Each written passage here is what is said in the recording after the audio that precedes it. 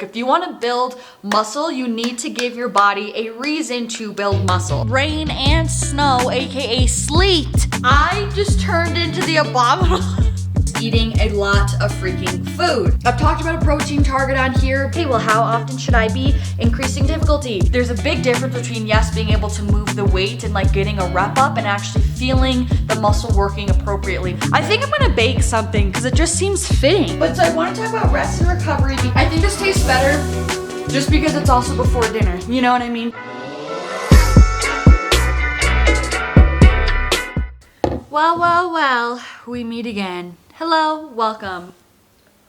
Today we're doing a very important, long overdue video, and it is a video all about how to bulk, how to go through a bulking phase, what is a bulk, how to do it. It's going to be structured into 3 main pillars of training, nutrition, and rest and recovery. Just to give you a little outline. I'm also drinking a little protein shake, which I feel like I've betrayed you guys because normally every time I try a new flavor of any EHP Labs or Blessed supplement, I always will do a taste test on my Instagram, and I didn't do one this time. I tried the Peanut Butter Cups Blessed protein powder. Let me go get it. This is her. Tried it for the first time yesterday. She's divine, she's perfect, she's lovely, and I really like her, and I literally just am drinking it plain with some water right now because I'm too cold to have an icy smoothie, you know? But I really like this one. It's not super peanut buttery, I will say that. It's more of like a pretty mellow taste, but I still really like it, and this is definitely one of my top favorites. Safety flavor, can't go wrong with this one. And just to remind all y'all, my code LIFTIT10 is giving you 20% off of EHP Labs and Blessed supplements for this week until October 31st. And there also are some bundles on their site that's up to 65% off in the USA store, which is phenomenal. So if you're wanting to try out some of their supplements, don't forget, this week is the week of the spooky Halloween sale. LIFTIT10 for 20% off. All right, guys, really quick though, I'm gonna go for a quick walk, even though it's disgusting outside. I'm going like this. It's so cold. Oh my gosh, should I do this right now? It's starting to snow, but it's only gonna get worse. Okay, I'm just gonna go now. But I literally have a thermal waffle shirt on, then this sweatshirt, scarf, this huge freaking jacket, which I have no clue whose it is, but it's super like fuzzy and cozy. And I'm gonna be wearing gloves. And then I got my sweatpants on. So I didn't think it was possible, but this just in the matter of minutes, no precipitation has now turned into both rain and snow, aka sleet, mixed together. Look at this. It doesn't look bad, so I'm actually still gonna go. It literally says sleet on the weather app right now, so we'll see, boys. I'm still gonna go for like 20 minutes because I know I'm gonna feel better, and then we'll get into how to properly bulk.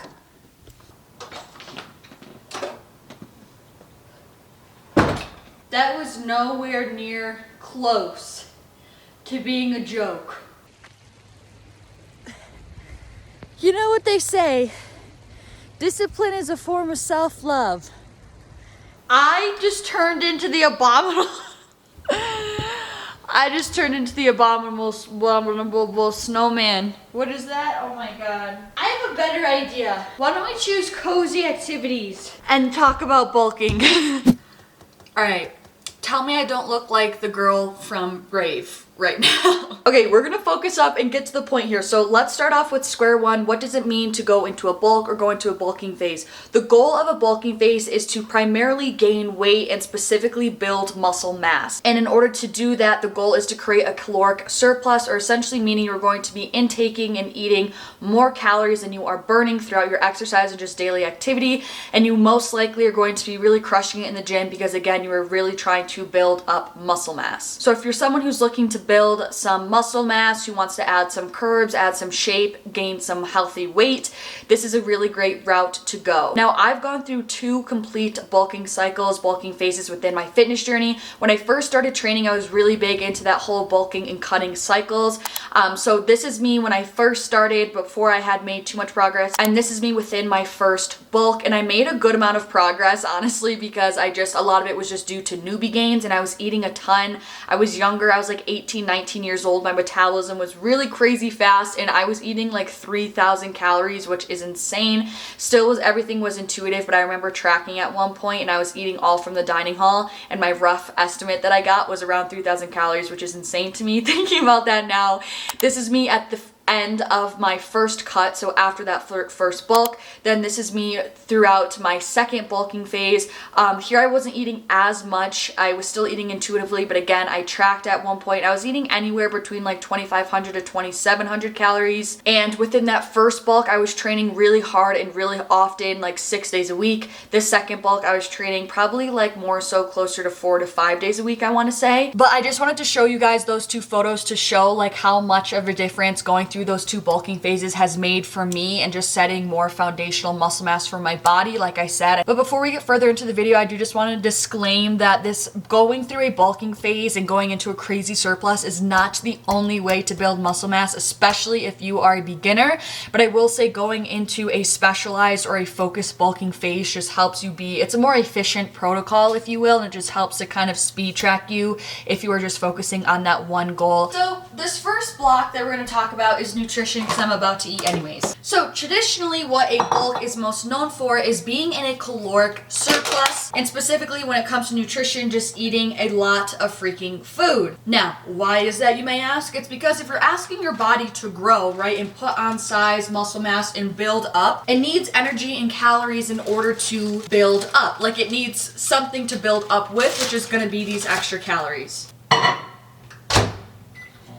Now, the biggest misconception with this concept though, and especially me when I first started, I thought that this surplus needed to be huge. But the more I've gotten older, the more I've learned, the more experience I've had, the more research I've done, the more I have learned that that is not actually necessary nor ideal.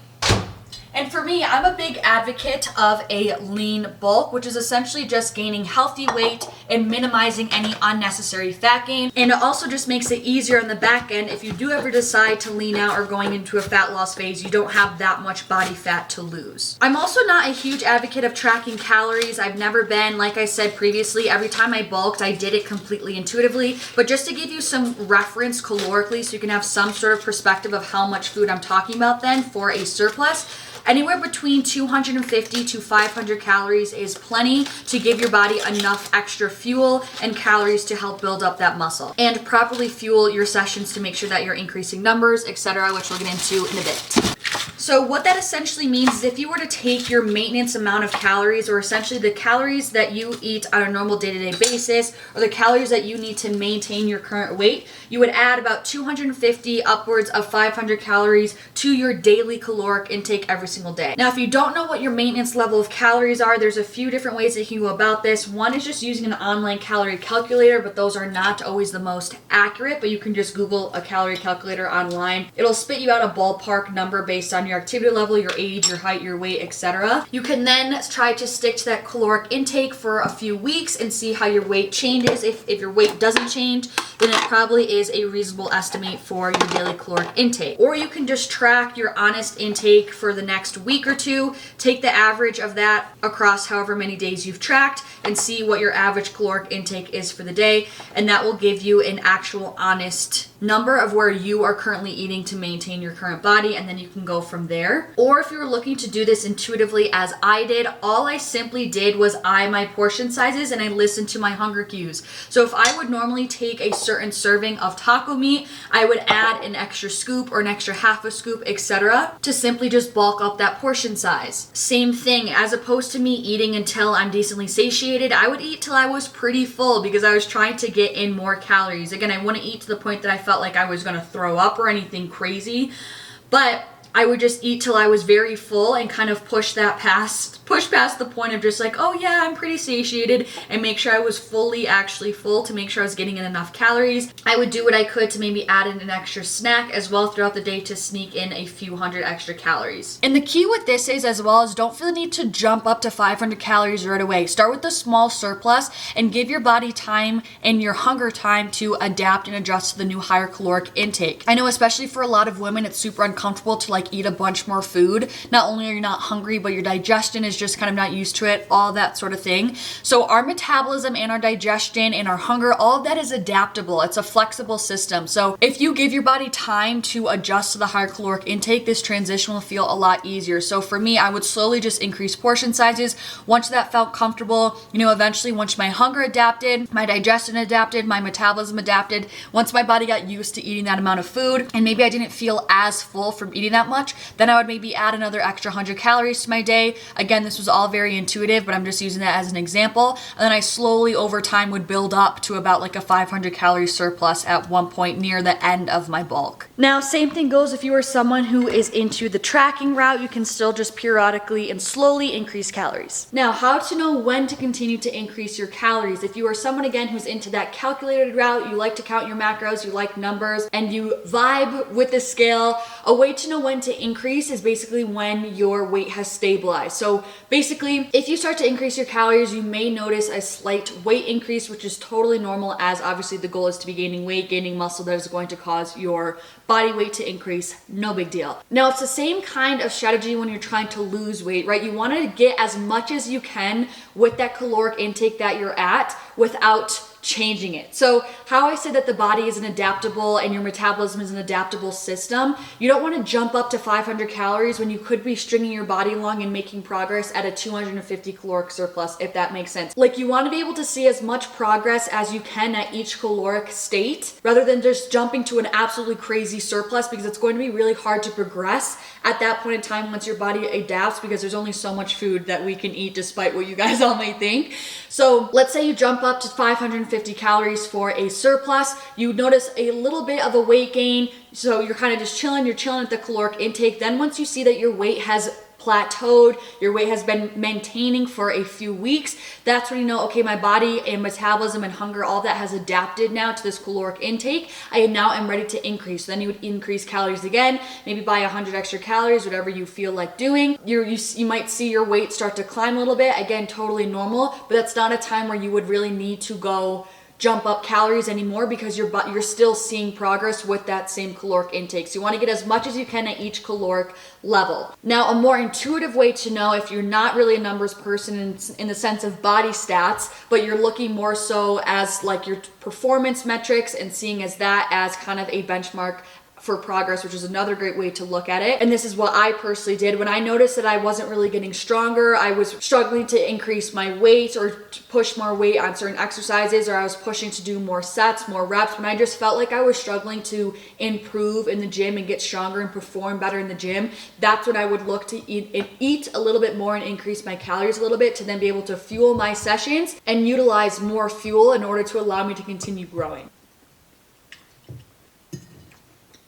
I'm eating a taco bowl, by the way. And goat cheese on here, game changer. Now, getting a little bit more specific, I want to talk about macronutrients, or essentially the protein, carbs, and fat that are in the food that we are eating. So obviously, protein is what is building up our muscle. When we're working out in the gym, it is actually creating little micro tears within our muscles, and the protein that we're eating are part of the signal to our body that helps us actually regrow, repair the muscle fibers, and get stronger for the next time. So that's why protein is so freaking important in terms of recovery. It also helps to keep you fuller for longer. It just really helps with satiety, and just having a medium to high protein diet does wonders for just your overall physique. I promise you, it does so much for weight management. It is helping to maintain a leaner physique. Carbs are our body's preferred energy source, so that's what's basically fueling our sessions. That's going to be in things like your fruit, vegetables, bread, rice, pasta, that sort of thing. And then you have your fats, which is another energy source, but it's a slower release for energy.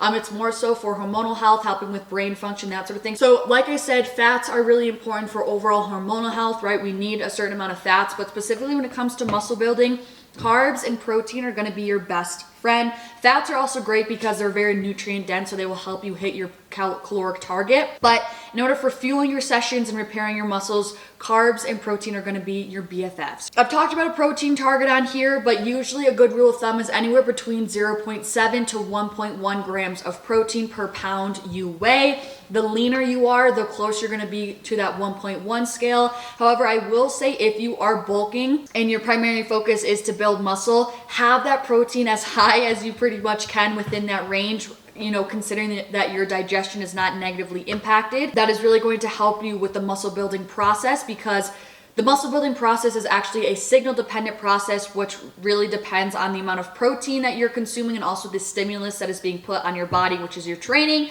which we'll get into in a second. And if you're like me and you didn't track, I just always tried to have a protein focused meal every single time I sat down, whether it was a snack or an actual meal. I also did have enough nutrition knowledge to know like about how much protein is in a given serving of things. So that's why I feel like I was able to kind of just eyeball, because it wasn't like, oh, I just had like one piece of a little piece of chicken in my dinner and that was my protein source. Like, no, a majority of the meal was with a good high amount of protein. And secondly, for carbs, there's not like a basic formula that I have for you, but especially if you're bulking, your carbs should be anywhere between like 40 to 60% of your calories that you're consuming for the day. So for me, I remember when I was bulking, I really had like a hearty, starchy carb for the majority of my meals. Like I would have turkey burgers with, you know, the buns.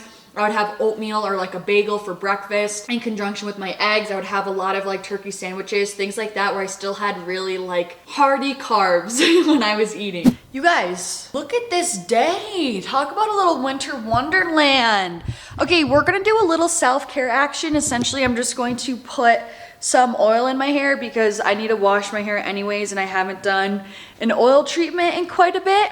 Okay, so now let's move into the topic of training. I feel like it would have made sense for me to start with training, but like I was already eating, I just thought it was fitting. Doesn't matter, we're here now. So if your goal is to build muscle mass, gain healthy weight, you need to be training relatively hard in order to be forcing your body to adapt to the stimulus and therefore build muscle, get stronger, get bigger, etc. This seems like such a simple concept, but I still feel like based on the way people act and the questions people ask, like it still doesn't get through people's heads. Like if you want to build muscle, you need to give your body a reason to build muscle. So if you are constantly lifting the same weight every single time you go into the gym, if you are constantly being able to walk out of the gym like, yeah, that was a decent workout, but like you're not really actually fatigued. If you're not having to physically only concentrate on the exercise you're doing because it is so taxing that you can't think of anything else, like then you just are not training hard. And it's always those same people that are like, I'm not seeing results. Like, well, I don't, like nothing's working for me. Is it not working or are you not training hard enough? And I don't want to trigger anyone. I'm just trying to be realistic. Coach Live Fit holds no mercy, and that's who I am today. Especially when you are trying to build muscle, you need to be training hard. Harder than you think that you need to go. I'm going to progressively just get into more of an like oil ball as this segment goes on, so bear with me here. So what does training hard mean? It means primarily, this feels so good for a second, sorry, hang on.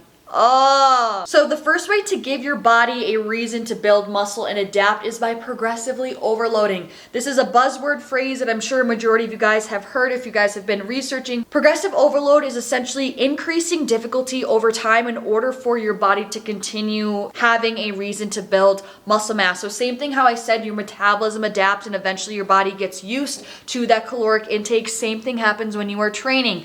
When you are lifting, you know, maybe if you're squatting 100 pounds and you can do that for 10 reps, eventually that's going to get relatively easy and you're going to be able to do 15 reps with that 100 pounds.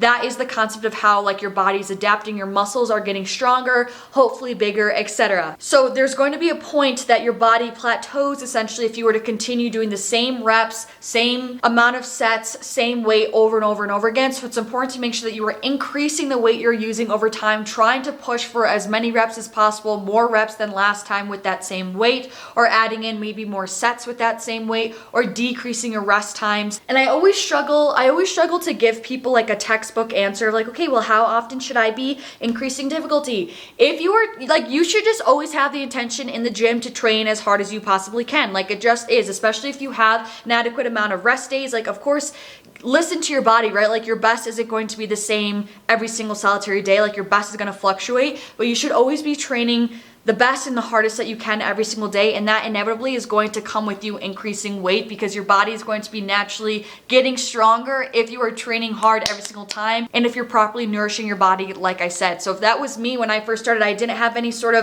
like a designed workout plan. I didn't write down how much weight I was using and have everything super logged to the T. Like sometimes, again, you can do that and it works, especially if you're a numbers person, but sometimes I feel like it deters some people away and it seems way bigger of a task than it is, so they just don't ever end up trying. But you don't have to do those things. Like I did it completely intuitively and I just trained as hard as I could every single time, every single set.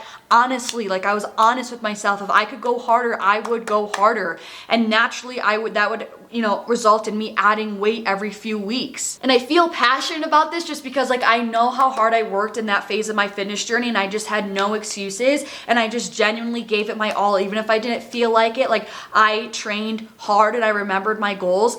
And me really pushing weight at that point in my fitness journey has really set the tone and like set so much foundation for my strength and my physique, like I said. Okay, here we go. Gonna clip her up, ski. She's slicked. This is giving me, there's some sort of 2000s picture that I'm picturing in my head of like a 2000s pop star. Oh, I can't think of it right now, but her hair is slicked and she has the like spikes like that. So with the whole concept of progressive overload, with that, it's really important to make sure that you are training till failure. Not all the time, not every single time, not every single set, but a majority of the time specifically for your compound movements. Now I do have a few videos of how to structure a workout, which will kind of give you a little bit more idea of what I mean when I say like compound moves, etc., and like when to do them. But your compound movements are basically those really big movements that you're starting your workout with, like your squats, deadlifts, leg press, that sort of thing, your hip thrusts.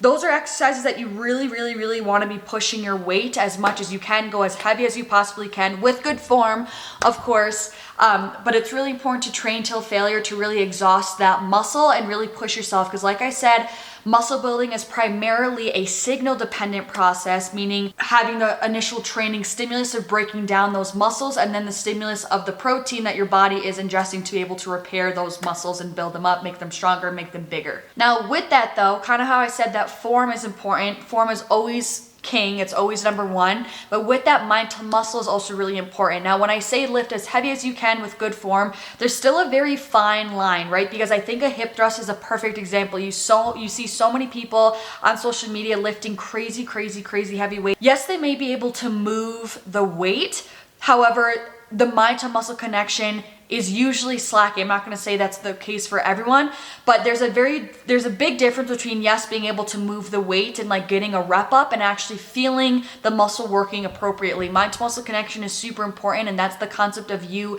just being able to concentrate on the muscle that is working and really feeling the muscle that you are intending to work with a given exercise. So if you are really loading a hip thrust super heavily and you primarily should be feeling it just in your glutes, but you're kind of feeling it everywhere because so many muscles are now overtaking the movement to lift up that heavy weight and compensate, that move isn't as effective anymore because it's not targeting the intended muscle that you are trying to grow. So that's a really big thing that I think is really constantly overlooked. And same thing with going through the full range of motion is crucial. If you also are going too heavy, you most likely are not going to be able to be going through the whole entire range of motion, which is essentially the full entire movement path for the exercise. So for example, if you're doing a squat and you're like, okay, Liv said to lift as heavy as possible, but with that weight, you can only go down halfway. Your thighs aren't hitting parallel. You're only going through half of the range of motion, right? Then that's not nearly as effective of an exercise as if you were to go down in weight and be able to go through the full range of motion, because there are more optimal points throughout different exercises that we are doing. There are harder positions within each exercise that are really important to hit to make sure you're getting the most out of the exercise. So again, for example, with the hip thrust, if you are not reaching full hip extension at the top of the movement, that is the hardest portion of a hip thrust. That is when there is the most tension and torque on the glutes, that is going to cause the most stimulus on the glutes. If you're lifting too much weight that you can't reach maximum hip extension, you aren't getting the most out of that movement, and then it's kind of like, I'm not going to say it's null and void, but again, it's just not as effective or efficient as if you were to just drop the weight a little bit. So I'm really calling you guys to find that sweet spot, which is going to take time and trial and error. It's going to take time, it's going to take experimentation, but the key is to find a very difficult, challenging weight that you can only do for a certain amount of set reps that you have set out, while also being able to go through the full range of motion with decent form throughout pretty much all of the reps. I know when you challenge yourself, your form is not going to be as pretty. And you also want to be choosing a weight that you can really have strong mind to muscle connection with and still think about the muscle you are working without having a ton of other muscles overcompensate. Guys, I'm really getting into the nitty gritty here. Like, I'm telling you all the details you need to know. And this is me with a huge freaking tripod. I think I'm gonna bake something because it just seems fitting. Like, look at it outside. I feel like I just should. But I need to look up a recipe on Pinterest because I'm not that crafty. Easy fall dessert recipes. This is me. cinnamon sugar. I don't know what I want. I could make like a bread, like a pumpkin bread. No, I can't. I don't have pumpkin. Okay, never mind. I don't know what I would want. Do I want like a cookie though? Like a brownie? Last thing I want to say in terms of workout specifics for like reps and sets, you really want to stay anywhere between like 8 and 12 reps. You'll totally be chilling. You can go low as like 6 reps, high as 15 reps, but like 8 to 12 reps is pretty optimal if your goal is muscle building.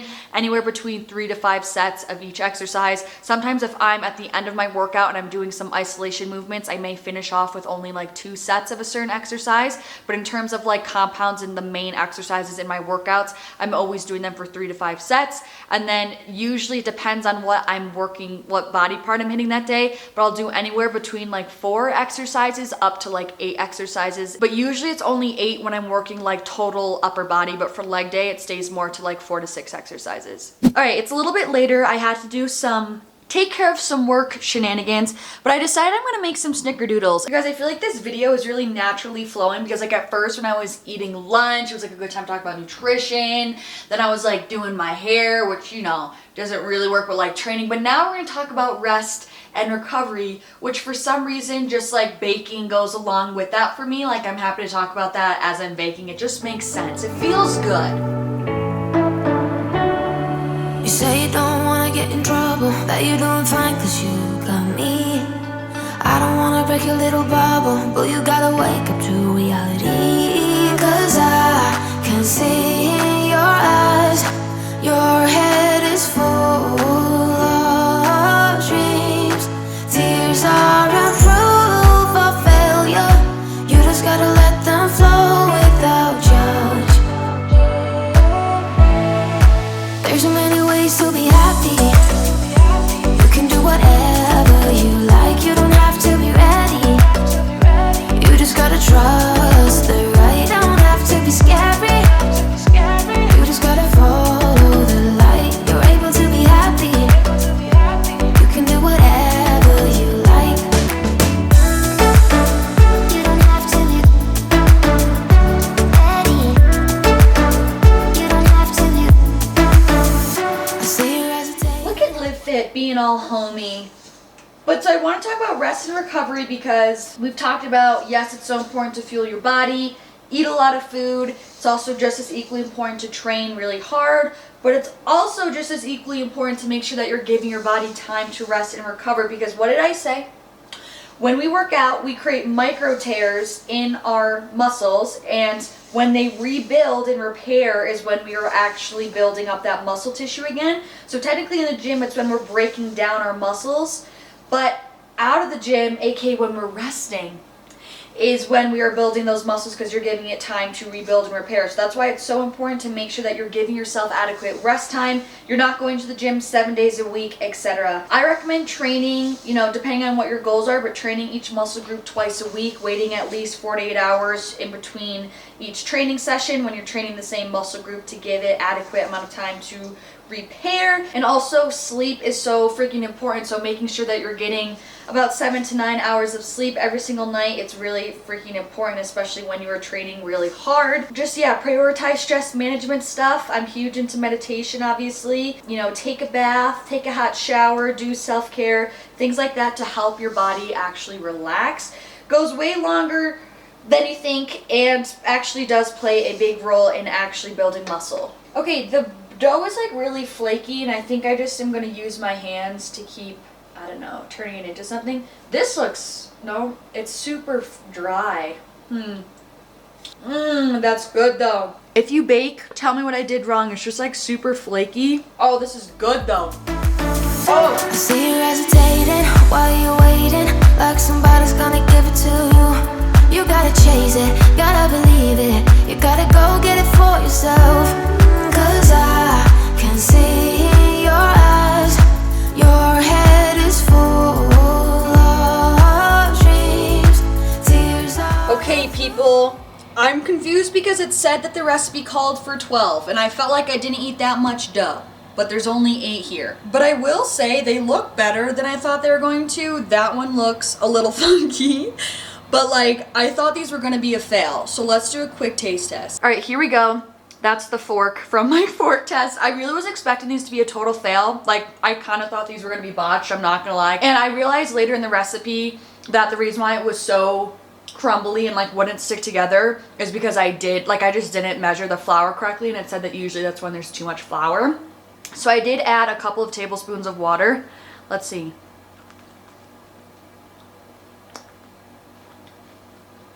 Okay. They're a little bit too crunchy on the outside for me, but the inside is genuinely very soft and gooey. I don't want to say gooey, but it's very soft. Like, this is like plush. Oh! Stop. You guys, snickerdoodles are kind of underrated. Oh my god. I think this tastes better just because it's also before dinner. You know what I mean? Dessert just tastes better before dinner. Wow. Anyways, that's it for this video, you guys. I hope you guys learned something about bulking. If you have any other questions, drop them below in the comments. If you like this video, and if you want to see a part 2 about how to cut, give this video a thumbs up. And also, if you would like to see more videos from me, do not forget to subscribe, join the familia. It also really helps my videos reach more people and impact more lives, which is always my goal. So thank you guys so much for watching. I'm sending you so much love. Happy bulking season. No, I'm kidding, but if you are going through a bulk, best of luck. Eat a lot of food, make sure your protein and carbs are there, and train freaking hard, and make sure you're resting. More of the story. I love you guys so much, sending you so much love, and hopefully I'll see you in the next one. Peace out.